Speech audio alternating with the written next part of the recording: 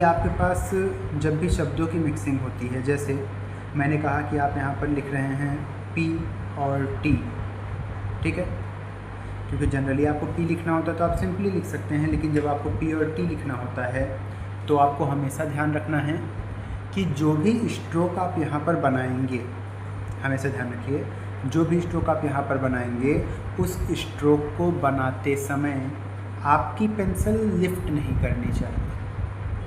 मतलब अगर आपने सोचा कि आप पी बना रहे हैं और फिर पेंसिल को उठा लिया और फिर उसके बाद क्या कि आपने टी बनाया, तो ये गलत है।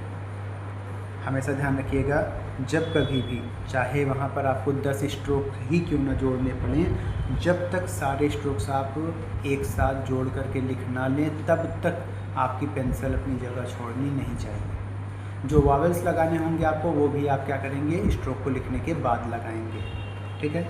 जैसे हमने कहा हमें लिखना था पी टी, तो हमने लिखा पी और यहीं पर हमने क्या किया, टी लिखा, ठीक है, सॉरी पी और टी लिखा। फिर आपको क्या करना है, यहीं पर मान लीजिए पी के साथ चे का स्ट्रोक लिखना है। जैसे हमने कहा पी और सी एच यानी हमारा चे, तो हम क्या करेंगे, देखिए पी बनाएंगे और जैसा कि हमने पढ़ा हुआ है चे 75 डिग्री पे, बिल्कुल वैसा ही चे बनाएंगे। अच्छा, इसमें एक और बात का ध्यान रखना है, अगर मान लीजिए कि मैंने क्या किया, पी और चे बनाते वक्त चे की लेंथ को बड़ा कर दिया, पी की लेंथ जितनी थी उससे बड़ा कर दिया, तो ये गलत माना जाएगा, क्योंकि आपको मैंने पहले ही बताया है कि हर एक स्ट्रोक की लेंथ बराबर होती है। या फिर आपने पी बनाया बड़ा और चे को बना दिया छोटा, तो भी ये गलत माना जाएगा।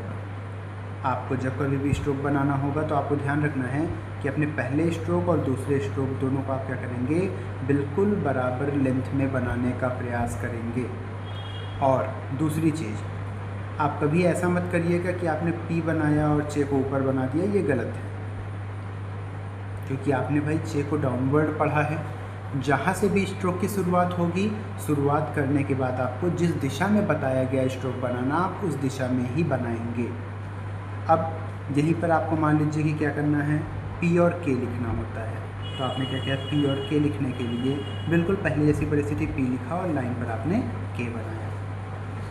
अब आपको यहीं पर क्या करना है, मान लीजिए बी और एफ लिखना है।